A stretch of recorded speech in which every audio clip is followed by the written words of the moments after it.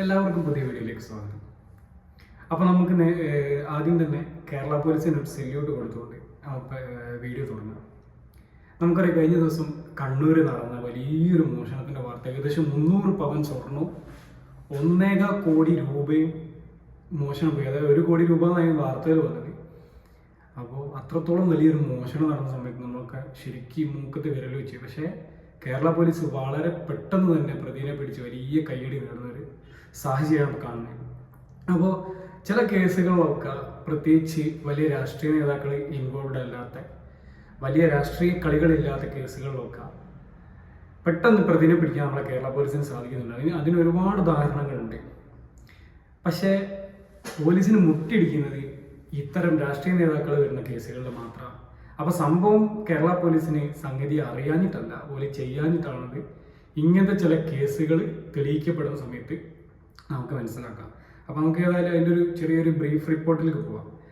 കേരള പോലീസിന് ഒരു പൊൻതുവൽ കൂടി. കണ്ണൂർ വളപ്പട്ടണത്ത് അരി വ്യാപാരിയായ അഷ്റഫിൻ്റെ വീട്ടിൽ നടന്ന മോഷണത്തിൽ പ്രതിയെ പിടികൂടി പോലീസ്.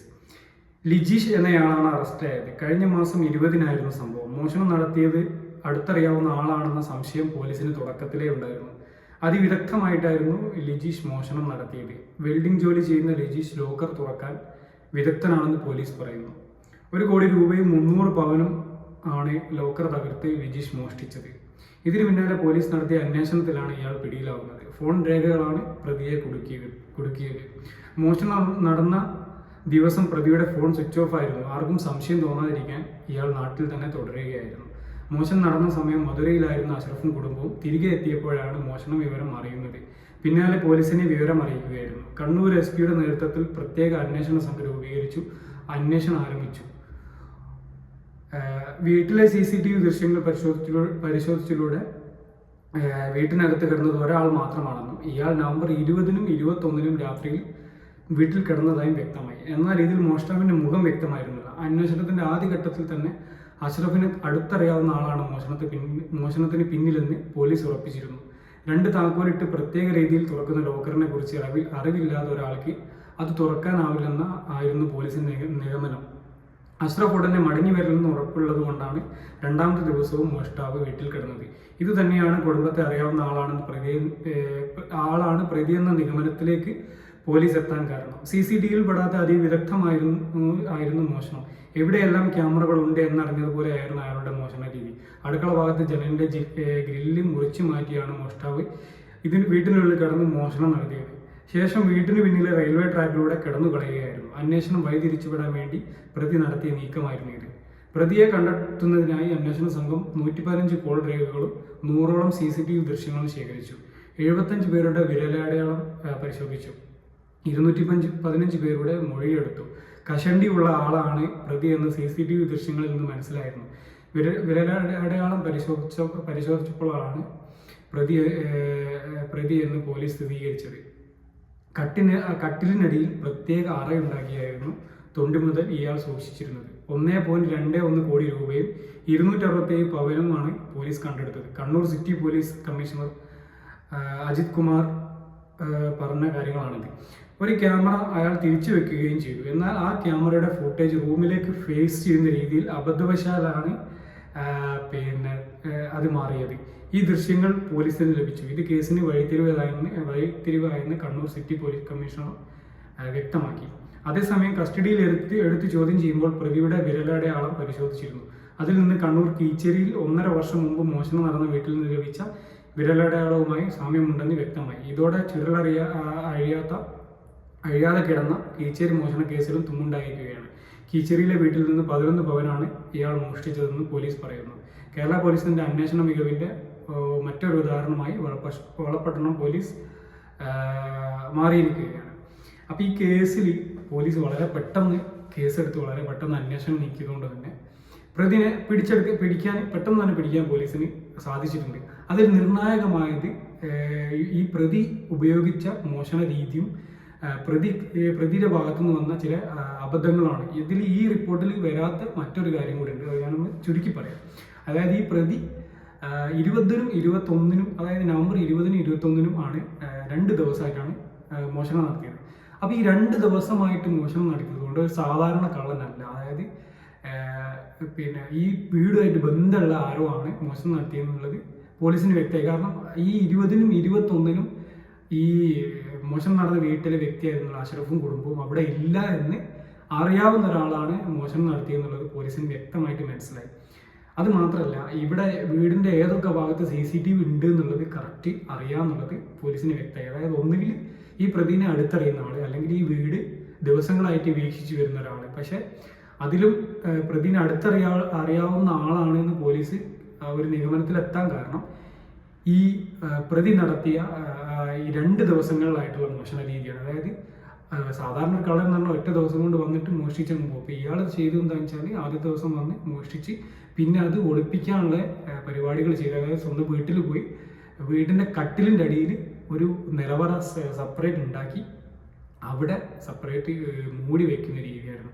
അപ്പോൾ ആദ്യത്തെ ദിവസം ഈ മുതൽ ഒളിപ്പിക്കാൻ വേണ്ടി അയാൾ ശ്രമിച്ചത് കൊണ്ട് അന്ന് മുഴുവൻ മോഷ്ടിക്കാൻ പറ്റിയില്ല. പിന്നീട് 2ാമത്തെ ദിവസം വന്ന് മോഷ്ടിച്ചത് കൊണ്ട് തന്നെ പോലീസിന് എന്തായി, ഇത് വീടിനെ നല്ല രീതിയിൽ അടുത്തറിയാവുന്ന ആളാണെന്നുള്ളത് മനസ്സിലാക്കി. അതാണ് ഈ വീടിൻ്റെ തൊട്ട് അടുത്തോടുള്ള ആൾക്കാരും ഈ അഷ്റഫിൻ്റെ കുടുംബാംഗങ്ങളും അഷ്റഫിൻ്റെ ബന്ധുക്കളും അഷ്റഫിൻ്റെ സുഹൃത്തുക്കളും വീടിൻ്റെ അയൽവാസികളും ഒക്കെ ആയിട്ടുള്ള വലിയൊരു ലിസ്റ്റിൽ നിന്നാണ് പ്രതിനെ പോലീസ് കസ്റ്റഡിയിൽ എടുത്തത്. പിന്നെ ഇയാൾ ചെയ്ത മറ്റൊരു അബദ്ധം എന്ന് പറഞ്ഞാൽ CCTV തിരിച്ചു വെച്ചു. CCTV അയാളെ ഫേസിലേക്ക് വരാതിരിക്കാൻ തിരിച്ചു വെച്ച സമയത്ത് ഉണ്ടായ അബദ്ധം എന്ന് പറഞ്ഞാൽ ഈ തിരിച്ചു വെച്ച ഒരു CCTV ഈ മോഷണം നടന്ന റൂമിൻ്റെ ജനലിൻ്റെ ഭാഗത്തേക്ക് തിരിച്ചുപോയി അറിയാതെ. ഇതും അയാളെ കൊടുക്കാൻ വലിയൊരു കാരണമായി. പിന്നെ ഈ പോലീസിന് പ്രതികളെ പിടിക്കുന്നതിൽ ഇങ്ങനെ ആദ്യം വലിയൊരു ലിസ്റ്റ് ഉണ്ടാക്കും ഇതിൽ സംശയിക്കപ്പെടുന്ന ആളുകളെ. പിന്നെ അതിൽ നിന്ന് ഓരോ തെളിവുകൾ ലഭിക്കുന്ന സമയത്ത് അതിൽ നിന്ന് കുറച്ച് പേരെ ഇങ്ങനെ ഒഴിവാക്കി വരും. അപ്പോൾ ഈ പ്രതി അത്യാവശ്യം പിന്നെ വെൽഡിങ് ജോലി അല്ലെങ്കിൽ അതുപോലത്തെ ഇരുമ്പുമായിട്ട് ബന്ധപ്പെട്ട ജോലി അറിയാവുന്ന ഒരാളാണെന്നുള്ളൊരു സംശയം പോലീസിനുണ്ടായിരുന്നു. കാരണം ജനൽ കമ്പി അറുത്ത് മാറ്റിയിട്ടാണ് ഈ കള്ളനകത്ത് കയറിയത്. അതുകൊണ്ട് തന്നെ അത്യാവശ്യം ഈ ഇരുമ്പുമായിട്ട് ബന്ധപ്പെട്ട് പ്രവർത്തന പരിചയമുള്ള ഒരാളാണെന്നുള്ളത് മനസ്സിലായി. അതുകൊണ്ട് ലോക്കർ തുറന്ന രീതി കട്ട് ചെയ്തിട്ടാണ് ലോക്കർ തുറന്നത്, അതായത് ഗ്യാസ് കട്ടർ ഉപയോഗിച്ചിട്ട്. അപ്പോൾ അതൊക്കെ കണ്ട സമയത്ത് അത്യാവശ്യം വെൽഡിങ് ജോലിയായിട്ട് അല്ലെങ്കിൽ അതുമായി ബന്ധപ്പെട്ട മേഖലയിൽ പ്രവർത്തിക്കുന്ന ഒരാളാണെന്നുള്ളൊരു സംശയം പോലീസിനുണ്ടായി.